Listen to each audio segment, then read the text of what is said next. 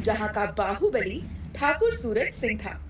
ठाकुर को गरीबों से बहुत नफरत थी, इसलिए ठाकुर गरीबों का बहुत शोषण किया करता था और जो भी उन गरीबों की मदद करता वो उनको भी नहीं बख्शता था, जिस कारण से गांव में गरीबों का बहुत बुरा हाल था। उसी गांव में रामू अपनी पत्नी तुलसी के साथ रहता था। रामू के पास कुछ बकरियां थी, जिनका दूध बेचकर रामू अपना और अपनी पत्नी का गुजर बसर करता था। रामू गांव का सबसे गरीब व्यक्ति था, जिस कारण गांव वाले ठाकुर के डर से रामू और उसकी पत्नी से कोई भी लेना देना नहीं रखते थे। सुनिए जी, हमारी बकरियां कल से भूखी है और घर में भी कुछ नहीं है खिलाने को।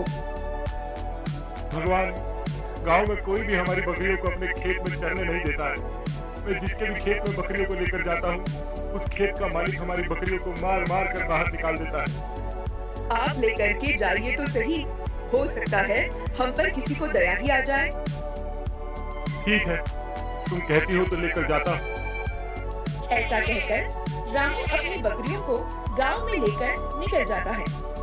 अरे, ये खेत में लेकर जाता हूँ अपनी बकरी को। बड़ी अच्छी घास है यहाँ पर। जैसे ही रामू अपनी बकरियों को खेत में ले जाता है, वैसे ही खेत का मालिक उसे देख लेता है और वो बोलता है, अरे ओ रामू, तेरी हिम्मत कैसे हुई अपनी बकरियों को मेरे खेत में ले आने की? मैं अभी तेरी और तेरी बकरियों की टांगे तोड़ता हूँ। ये कहकर वो आदमी अपनी लाठी लेकर रामू की तरफ बढ़ता है और ये देख रामू अपनी बकरियों को लेकर वहाँ से रफू चक्कर हो जाता है। वो अपनी बकरियों को लेकर पूरे गांव में घूमा, लेकिन ठाकुर के डर से किसी ने उसकी कोई मदद नहीं की। फिर वो थक के एक पेड़ के नीचे जाकर के बैठ गया। थके होने की वजह से उसे पेड़ की छांव में नींद आ गई। थोड़ी देर बाद जब उसकी नींद खुलती है तो वो देखता है कि उसकी बकरियां वहाँ है ही नहीं। अरे, मेरी सारी बकरी कहाँ चली गई? पता नहीं किसने उन्हें चुरा लिया है। ये कहकर रामू अपनी बकरियों को खोजने लगता है।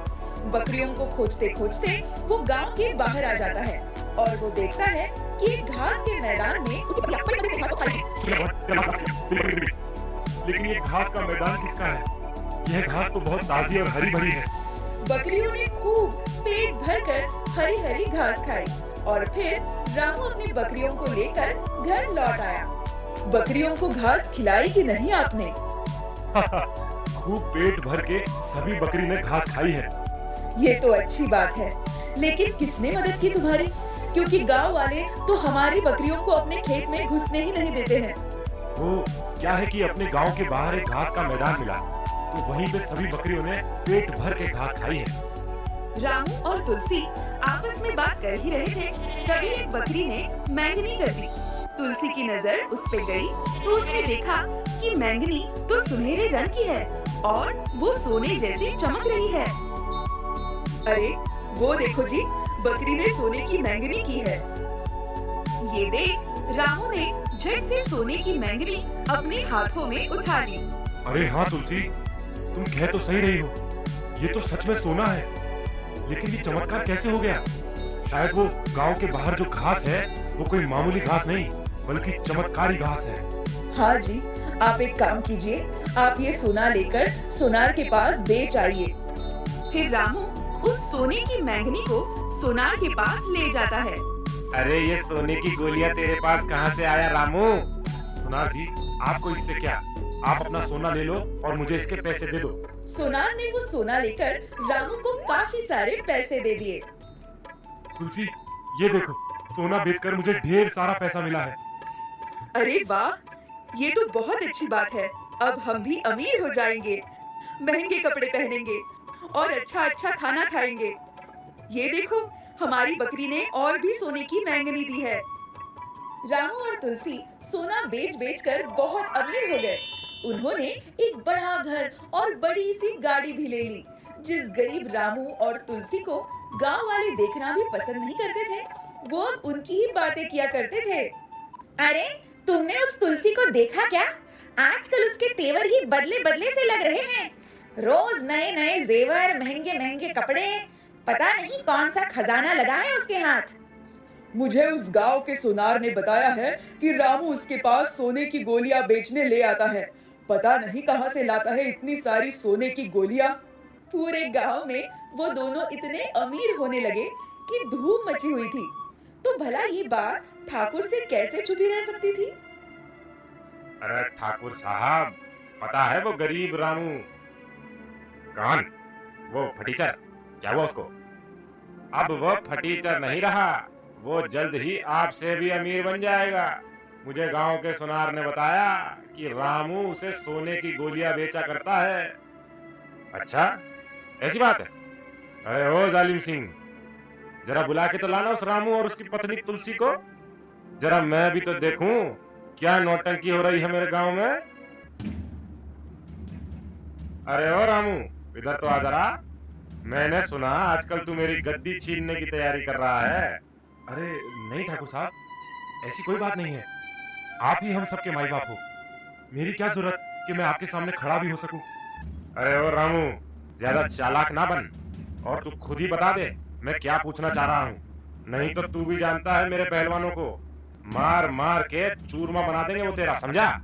रामू ठाकुर की ये बात सुनकर डर जाता है और सारी सच्चाई तोते की तरफ बक देता है। ठाकुर साहब, दरअसल बात ऐसी है कि मेरी बकरी सोने की मींगनी देने लगी है, तो मैं वही सोना बेच बेच कर अमीर हो गया हूँ। अच्छा, तो ये बात है। तू बहुत अच्छे से जानता है कि मैं कौन हूँ। तुझे जरा सा भी मेरा डर नहीं लगा? हाँ? चल कोई बात नहीं, तुझे मैं माफ करता हूँ। जा अपनी बकरियों को लेकर आ और मेरी हवेली में छोड़ दे। लेकिन ठाकुर साहब, वो तो मेरी बकरियां हैं। मैंने एक एक पाई जोड़ जोड़ के उनको खरीदा था। मैं नहीं दूंगा अपनी बकरियां आपको। रामू, क्या बोल रहा है तू? तेरे में इतनी हिम्मत आ गई कि तू मुझे मना कर रहा है? अरे ओ दारा, जरा इसकी अक्ल ठिकाने तो ला जरा।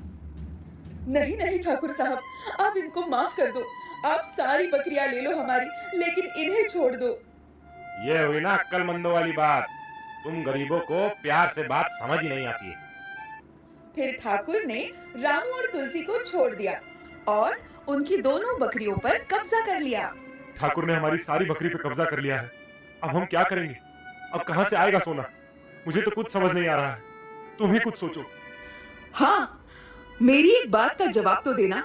हमारी बकरियां पहले तो सोना नहीं देती थी।